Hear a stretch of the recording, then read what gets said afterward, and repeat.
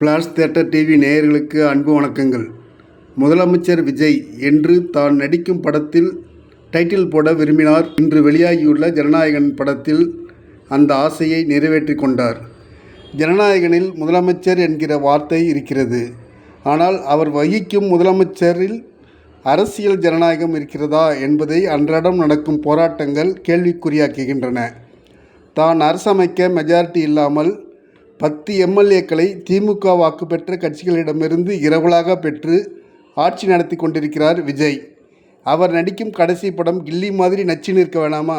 அப்படி இல்லையே, சவ சவ என்று நமத்து போயிருக்கிறதே. திமுகவின் புகழ்பெற்ற நட்சத்திர பேச்சாளர் வெற்றிகொண்டான் தான் ஜனநாயகனில் ஹீரோ பெயர்.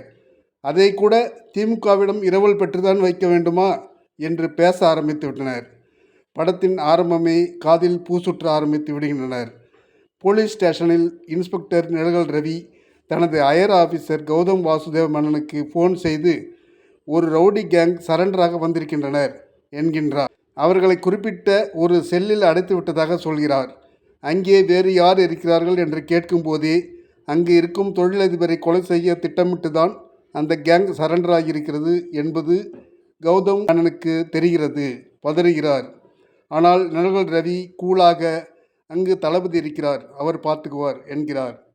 விஜய் அறிமுகமாகிறார். கும்பலாக ரவுடிகள் போலீஸ் ஸ்டேஷன் வந்தால் சரண்டர் ஆவார்கள். ஹீரோ இன்ட்ரடக்ஷன் சீனை மாற்றி யோசித்திருக்கலாமே. இதே மாதிரி தான் படம் முழுவதும் அபத்தமாக இருக்கிறது. அந்த ரவுடி கும்பலை சுளுக்கெடுத்த விஜயை அவர் அம்மாவை பார்த்து வர தன் சொந்த ரிஸ்கில் அனுப்புகிறார் கௌதம் மேனன். அவருடைய அந்த செயலுக்காக சஸ்பெண்ட் ஆகிறார். அம்மாவை பார்க்க போகும் விஜய்க்கு அவர் அம்மாவை பார்த்துவிட்டு அவர் இறந்துவிட இறுதிச் சடங்கு செய்துவிட்டு வருகிறார். கௌதம் மேனனை சந்திக்கும் போது அவருடைய சின்ன குழந்தையுடன் பாசமாக அட்டாச் ஆகிறார். குழந்தை விஜய் கேரில் இருக்கும்போது வெளியூர் சென்ற கௌதம் மேனன் ஆக்சிடென்டில் இறந்து போகிறார். அதன் பிறகு குழந்தையை மிலிட்ரி ஆஃபீஸராக வளர்க்கிறார் விஜய். குழந்தையாய் இருக்கும்போது இளைஞன் விஜய், குழந்தை மமிதா பைஜுவாக வளர்ந்துவிட்ட பிறகு முதியவர் விஜய். தாடியெல்லாம் நரைத்து இருக்கும் அந்த வேளையில் இளம்பெண் பூஜா ஹெக்டே அவரை காதலிக்கிறாராம். ஃப்ளாஷ்பேக்கில் வெற்றிகொண்டான் விஜய் போலீஸ் ஆஃபீஸராம். நல்லது செய்ய போய் தண்டனைக்குள்ளாகிறாராம். அதனால்தான் ஜெயில்.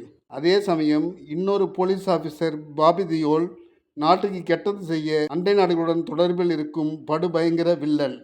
இதற்கு நடுவே தமிழ்நாட்டு பாலிடிக்ஸை டச் செய்ய பிரகாஷ்ராஜை அரசியல்வாதியாக புளித்து போன ரசிக்க முடியாத விஷயங்களை செய்ய வைத்திருக்கிறார்கள். இந்த படம் சென்ற திமுக ஆட்சியை தாக்குவதாக நினைத்து கொண்டு பல காட்சிகளை செருகியிருக்கிறார்கள். அதெல்லாம் தற்போதைய தாவேக ஆட்சிக்கு ரொம்பவும் பொருந்தி போவதுதான் விஜயின் துரதிர்ஷ்டம். சராசரி மக்கள் விரும்பாத கட்சிக்காரர்கள் மட்டுமே இந்த ஜனநாயகனை பார்ப்பார்கள். நன்றி, வணக்கம். எல்லாருக்கும் வணக்கம். நான் தான் மனஸ்வி. பிளாஷ் தியேட்டர் டிவிக்கு லைக் பண்ணுங்கள், ஷேர் பண்ணுங்கள், சப்ஸ்கிரைப் பண்ணுங்கள், கமெண்ட் பண்ணுங்கள். மறக்காமல் அந்த பெல் ஐக்கானையும் கிளிக் பண்ணிடுங்க. அப்போ தான் உங்களுக்கு நோட்டிஃபிகேஷன்ஸ்லாம் வரும். Thank you all. Bye bye.